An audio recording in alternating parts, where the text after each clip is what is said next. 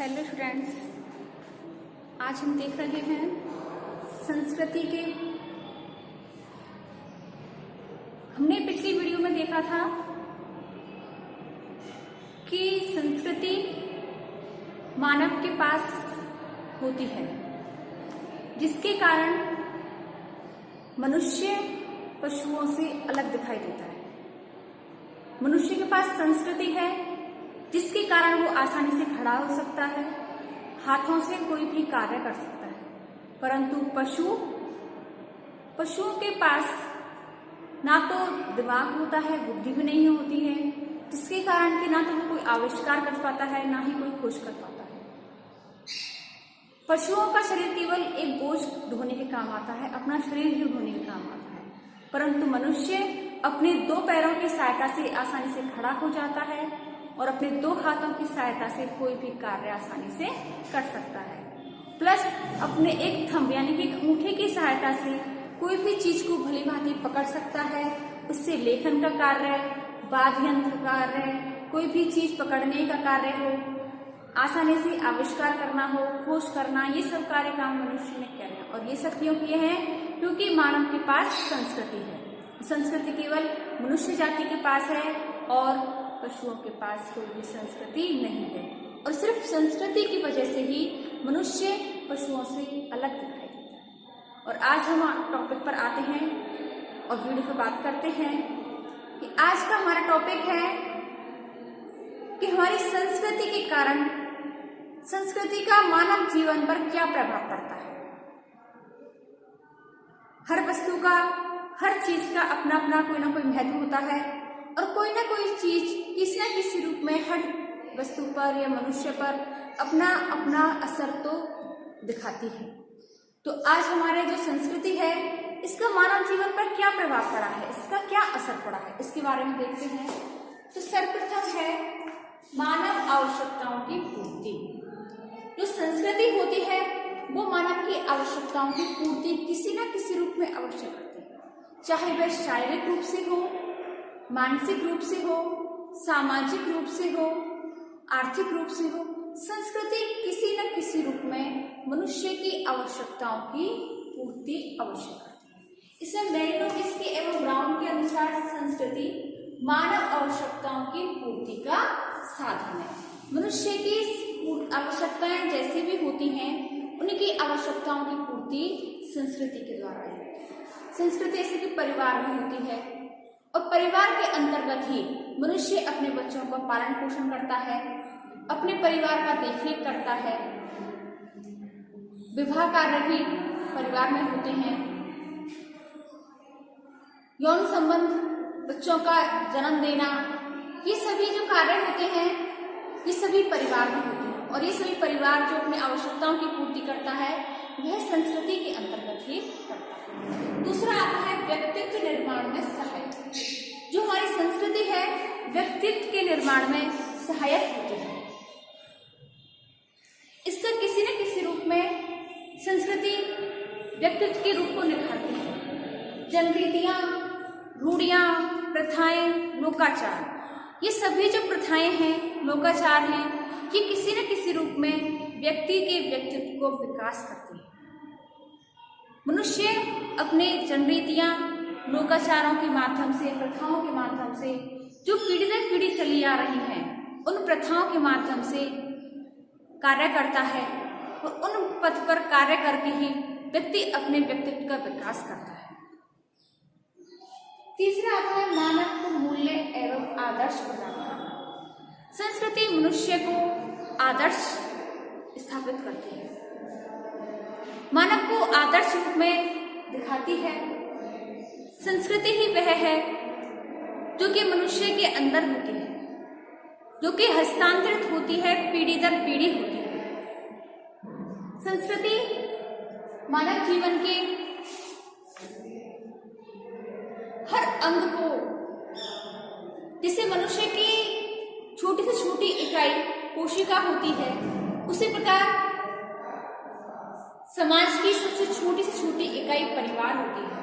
परिवार में रहकर ही वह समाज के सभी कार्यों को संपूर्ण करता है, पूर्ण करता है। आता है सामाजिक एकता का विकास। संस्कृति सामाजिक एकता का विकास में अपना महत्वपूर्ण योगदान दिलाती है, क्योंकि जिसके पास अगर संस्कृति होगी तो वह सामाजिक एकता, उनमें आपस में संस्कृति के माध्यम से आपस में हम की भावना जागृत होती है। एक दूसरे के कार्य में सहयोग प्रदान करना, हम की भावना पैदा करती है। एक दूसरे के सुख दुख में सहायता करना, एक दूसरे की आवश्यकताओं की पूर्ति करना। और स्टूडेंट्स, ऐसे कि आपको पता है कि हर मनुष्य की कोई ना कोई इच्छा होती है, कोई ना कोई आवश्यकता होती है, और उन आवश्यकताओं की पूर्ति कोई भी मनुष्य अकेले नहीं कर सकता है।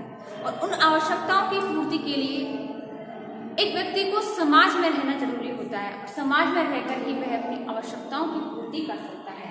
और सामाजिक एकता का विकास समाज में रहकर ही होता है, क्योंकि हम एक दूसरे के सुख दुख में भागीदार होंगे, एक दूसरे के सुख दुख में उनका साथ देंगे, तो हमें एक सामाजिक एकता का विकास होगा। और जो सामाजिक एकता का विकास होगा तो धीरे धीरे हम एक समाज के माध्यम से एक गांव का एकता होगी। एकता, गांव की एकता के बाद नगर में एकता हो सकती है, राष्ट्र एकता में भावना होगी, जिसके कारण हम एक राष्ट्र हित के बारे में सोच सकते हैं और अपने राष्ट्र को आगे बढ़ाने के बारे में भी सोच सकते हैं। अगला है मानव की आदतों का निर्धारण। संस्कृति मानव की आदतों का भी निर्धारण करती है। मानव की आदतें संस्कृति के माध्यम से उनकी रीति रिवाज, जो उनकी जो प्रथाएं हैं, धीरे धीरे वो व्यक्ति की आदत बन जाती है। जैसे कोई भी व्यक्ति हो, बार बार कोई भी एक कार्य करता है, व्यक्ति बार बार एक कार्य को करता है, और वही कार्य व्यक्ति की क्या बन जाती है, एक आदत बन जाती है। और यही आदत को अगर कोई दूसरे और व्यक्ति करते हैं और उसको अपने जीवन में अगर ढाल लेते हैं, तो वह आदत क्या बन जाएगी, एक जनरीति बन जाएगी, यानी कि एक प्रथा बन जाएगी। और यही प्रथा आगे चलकर एक रूढ़ी का विकास करती है, और रूढ़ियां क्या बन जाती हैं, एक संस्था बन जाती है। तो जो व्यक्ति की जो आदतें होती हैं, धीरे धीरे जो व्यक्ति कार्य करता है तो उन आदतों को अपने अंदर ढाल लेता है, और जब दूसरे व्यक्ति भी इन आदतों को अपने अपने अंदर ढाल लेते हैं तो ये आदतें व्यक्ति की क्या बन जाती हैं, रीतियां बन जाती हैं। अब आता है सामाजिक संरचना का आधार। संस्कृति सामाजिक संरचना का आधार होती है। संस्कृति सामाजिक संरचना, सामाजिक संरचना जैसे कि जिस देश की संस्कृति जैसी होती है व्यक्ति उसी माहौल में ढल जाता है। जैसे कि हमारे भारत की संस्कृति कहती है कि एक पुत्र तो अवश्य होना चाहिए, और यदि किसी के पुत्र नहीं होता है तो पुत्र चाहने की इच्छा में कई कई वो बच्चे पैदा करता जाता, तो लड़कियों की संख्या अधिक हो जाती है। या फिर वह सोचता है कि वह मेरी इस पत्नी से पुत्र पैदा नहीं हो रहा है, तो इस पत्नी के साथ कई कई दूसरी शादी भी कर लेता है पुत्र की इच्छा के लिए। तो सामाजिक संरचना का आधार यानी कि संस्कृति हमारे भारत की क्या कहती है कि एक पुत्र होना चाहिए, तो ये हमारी संस्कृति है। जैसे कि कई देशों में होता है कि बहुपत्नी, पहले के जमाने में राजाओं के पास बहुपत्नी हुआ करती थी, एक साथ काफी सारी पत्नियां होती थी, तो ये सामाजिक संरचना का आधार है हमारी संस्कृति। अगला आता है अनुभव एवं कार्य कुशलता को बढ़ाना। अनुभव एवं कार्य कुशलता, जैसे कि हमारे जो भी जनरीतियां होती हैं, प्रथाएं होती हैं, उनसे हमको कुछ न कुछ अनुभव मिलता है, और उन अनुभव के आधार पर ही हम किसी न किसी कार्य में कुशलता को प्राप्त कर लेते हैं, और उसी कुशलता को बढ़ाने के लिए हम धीरे धीरे उनके कार्यों पर चलते जाते हैं, उनका कार्य करते जाते हैं। उसी माध्यम पर हम चलते रहते हैं और हम कोई भी कार्य आसानी से कर पाते हैं। जैसे कि हमारी कोई भी प्रथाएं हैं, रीति रिवाज हैं, हम उनका अनुसरण करते हैं और उन रीति रिवाजों को हम अपने बच्चों में हस्तांतरित करते हैं, तो ये क्या धीरे धीरे बढ़ावा होता जाता है। अगला है व्यक्तिगत सुरक्षा। संस्कृति व्यक्ति को व्यक्तिगत सुरक्षा भी प्रदान करती है। जैसे कि किसी के पास मानव को सामाजिक दृष्टि से, मानसिक दृष्टि से सुरक्षा प्रदान करती है संस्कृति। जिस व्यक्ति के पास संस्कृति होती है वह व्यक्ति, संस्कृति तो सभी के पास होती है, मानव संस्कृति होने के कारण ही व्यक्ति अलग अलग तरीके से कार्य करता है। मनुष्य के पास संस्कृति होती है जिसके कारण वह कोई ना कोई कार्य आसानी से कर सकता है। मनुष्य के पास अगर संस्कृति होती है तो व्यक्ति माध्यम से व्यक्तिगत सुरक्षा प्रदान कर ही लेता है। वह अपने अनुसार कार्य करता है। व्यक्ति को किसी भी के बारे में सोचना नहीं पड़ता है कि हमें क्या करना है क्या नहीं करना है। उसके पास संस्कृति है जिसके कारण वह सोच समझकर कोई ना कोई कार्य अवश्य कर लेता है। किसी भी समस्या का समाधान वह आसानी से कर सकता है। अब आता है समस्याओं का समाधान। समस्याओं के समाधान के लिए व्यक्ति के पास संस्कृति होती है। संस्कृति यानी कि संस्कृति में आया था, इसमें एक उसके पास दिमाग होता है, मेधावी मस्तिष्क होता है व्यक्ति के पास, जिस मस्तिष्क के कारण वह काफी सारे खोज करता है, आविष्कार करता है। और ये खोज अगर आविष्कार मनुष्य कर सकता है, जिसके पास तीक्ष्ण बुद्धि होती है, अधिक मेधावी बुद्धि होती है, और उसी बुद्धि के कारण हमारे पास चाहे कैसी भी समस्या आ जाए, उस समस्या का समाधान हम आसानी से कर सकते हैं। अगर व्यक्ति के पास संस्कृति होती है तो व्यक्ति चाहे कितनी भी बड़ी मुसीबत क्यों ना आ जाए, कितनी बड़ी प्रॉब्लम आ जाए, हम उसका अच्छे से सोच विचार करके, विचार विमर्श करके हम उस समस्या का समाधान भी आसानी से कर सकते हैं। अब आता है सामाजिकरण।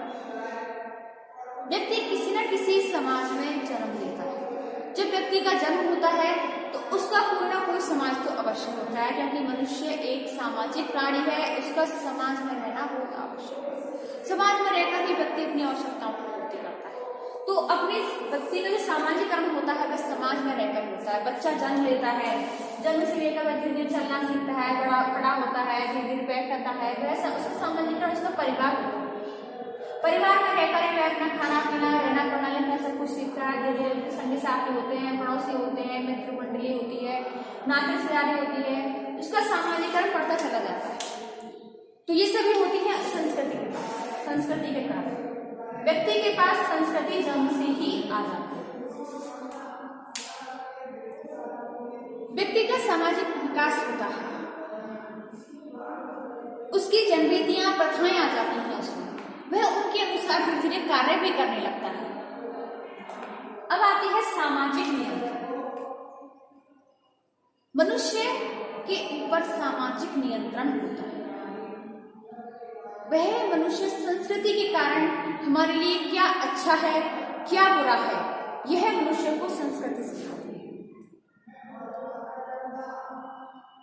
अपने अच्छे बुरे को संस्कृति सिखाती है। जैसे कोई व्यक्ति किसी का अपमान करता है, किसी को भगा ले जाता है, चोरी करता है, वेश्यावृत्ति, बाल शोषण, जो भी अनैतिक कार्य हैं, व्यक्ति उनको अगर करता है तो उन्हें समाज रोकने का प्रयास करता है, नियंत्रण में लाने का प्रयास करता है। लेकिन अगर इसके बावजूद भी वह व्यक्ति नहीं मानता है, दिन ब दिन वह अनैतिक कार्य करने में लगा रहता है, तो सामाजिक व्यवस्था है, जो कानून व्यवस्था है, तो वो उनको नियंत्रित करने के लिए उन्हें दंड की व्यवस्था भी करती है। कभी कभी उन्हें दंडित करती हैं, समाज से बहिष्कार कर देती हैं, जाति से बहिष्कार कर देती हैं। तो ऐसी व्यवस्थाओं के कारण व्यक्ति को भय रहता है कि कहीं हमें समाज से बहिष्कार ना कर दे। तो इस वजह से व्यक्ति के ऊपर थोड़ा बहुत कंट्रोल रहता है, उन पर नियंत्रण रहता है, जिससे कि वह कोई भी अनैतिक कार्य करने के बारे में उसका सोचता है। अब आता है परिस्थिति एवं भूमिका निर्धारण में सहायक। हमारी संस्कृति होती है, फिर हमारी परिस्थिति का निर्धारण करने में सहायक होती है। परिस्थिति किसी की अर्जित भी होती है और प्रदत्त भी होती है। जिस व्यक्ति के पास अर्जित परिस्थिति होती है वह अपने बलबूते पर पढ़ लिख कर अच्छा कार्य करके वो व्यक्ति उस पद को प्राप्त करता है, समाज में अपनी प्रतिष्ठा को प्राप्त करता है। जो प्रदत्त परिस्थिति है वह उसे अपने परिवार से वैसे ही मिल जाती है। और भूमिका, प्रत्येक व्यक्ति की अपना अपना कुछ न कुछ भूमिका होती है। कोई व्यक्ति कहीं पिता होता है, कहीं पुत्र होता है, कहीं पति होता है, कहीं भाई होता है। लेकिन अगर ऑफिस में होता है तो वह किसी मैनेजर पद पे हो, किसी प्रिंसिपल के पद पे हो, प्रोफेसर के पद पे हो, अध्यापक के पद पे हो, बाबू के पद पे हो, कर्मचारी के पद पे हो। तो ये सभी का जो निर्धारण होता है वो संस्कृति के अंतर्गत होता है और ये सब संस्कृति के महत्वपूर्ण अंग है, संस्कृति को निभाने में महत्वपूर्ण सहायक प्रदान करते हैं। तो स्टूडेंट्स, आज हमने संस्कृति का मानव जीवन पर प्रभाव देखा कि जहाँ पर संस्कृति होती है वो मानव जीवन पर कहीं ना कहीं किसी प्रकार से अपना असर दिखाती है। स्टूडेंट्स, आज के लिए बस इतना ही। इससे आगे हम देखेंगे अपनी नेक्स्ट वीडियो में।